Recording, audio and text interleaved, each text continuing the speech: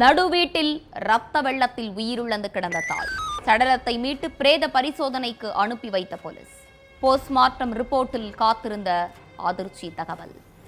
பெற்ற தாயை மகனே கொலை செய்தது விசாரணையில் அம்பலம். பெற்ற தாய் கொலை செய்யப்பட்டது ஏன்? மகன் கைதானாரா?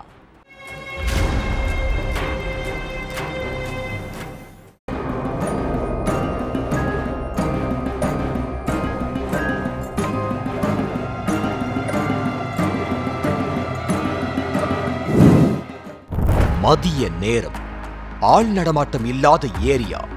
திடீர்னு மூதாட்டி அனிதாவோட அலறல் சத்தம் கேட்டிருக்கு. சத்தத்தை கேட்ட அக்கம் பக்கத்து வீட்டுக்காரங்க மூதாட்டியோட வீட்டுக்கு ஓடி போய் பார்த்திருக்காங்க. அங்க மூதாட்டி அனிதா தலையில காயங்களோட ரத்த வெள்ளத்துல உயிரிழந்து கிடந்தாங்க.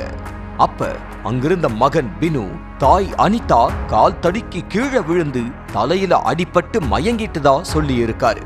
அடுத்து பக்கத்து வீட்டுக்காரங்க உதவியோட அனிதாவை மீட்ட பினு பக்கத்துல உள்ள ஹாஸ்பிட்டலுக்கு அவங்கள கூட்டிட்டு போயிருக்காரு. அங்க சிகிச்சை அளிச்ச டாக்டர் தாய் அனிதா உயிரிழந்துட்டதா சொல்லி இருக்காங்க. இந்த விஷயத்தை கேள்விப்பட்டு ஸ்பாட்டுக்கு வந்த போலீஸ் விசாரணையில இறங்குனாங்க. முதல்ல மகன் பினு கிட்ட இருந்து விசாரணையை ஸ்டார்ட் பண்ணியிருக்காங்க போலீஸ். அப்ப அவரு முன்னுக்கு பின் முரணா பதில் அளிச்சதா சொல்லப்படுது. இதனால அவர் மேல சந்தேகம் அடைஞ்ச போலீஸ் சடலத்தை போஸ்ட்மார்ட்டத்துக்கு அனுப்பி வச்சுட்டு ரிப்போர்ட்டுக்காக வெயிட் பண்ணிட்டு இருந்தாங்க. அதுபடி மறுநாள் வெளியான ரிப்போர்ட்ல அனிதாவோட தலை, கழுத்துன்னு பல உறுப்புகள்ல காயங்கள் இருந்ததா குறிப்பிடப்பட்டிருந்துச்சு.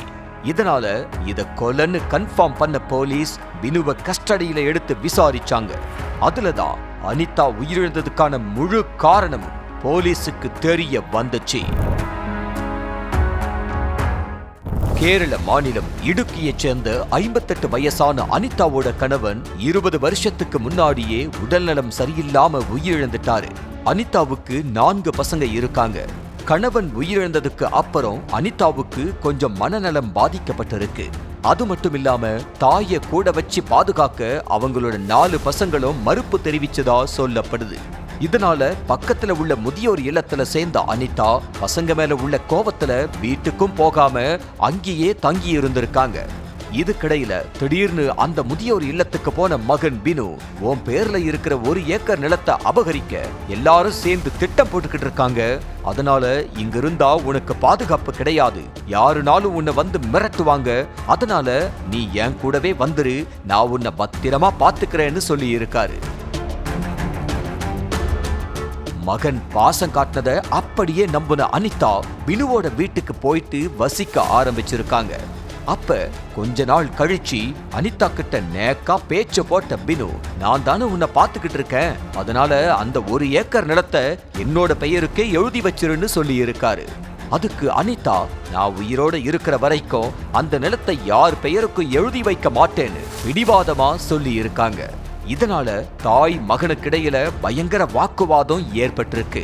நிலத்தை தன்னோட பெயருக்கு எழுதி வைக்க சொல்லி எவ்வளவோ போராடி பார்த்திருக்காரு பினு. ஆனா அனிதா அதுக்கு ஒத்துழைக்கவே இல்லை.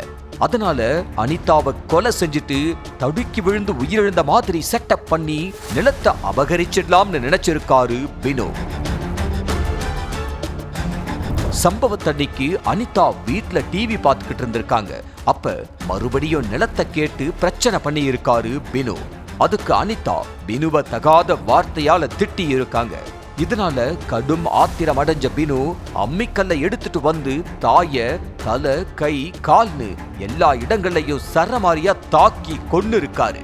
அடுத்து அங்கிருந்து அவரே தாய ஹாஸ்பிட்டலுக்கு கூட்டிட்டு போயிட்டு தவறி விழுந்து உயிரிழந்துட்டதா நாடகமாடி இருக்காரு. ஆனா போஸ்ட்மார்ட்டம் ரிப்போர்ட்டை வச்சு இது கொலைன்னு கன்ஃபார்ம் பண்ண போலீஸ் பினுவை அரெஸ்ட் பண்ணி சிறையில அடைச்சிட்டாங்க.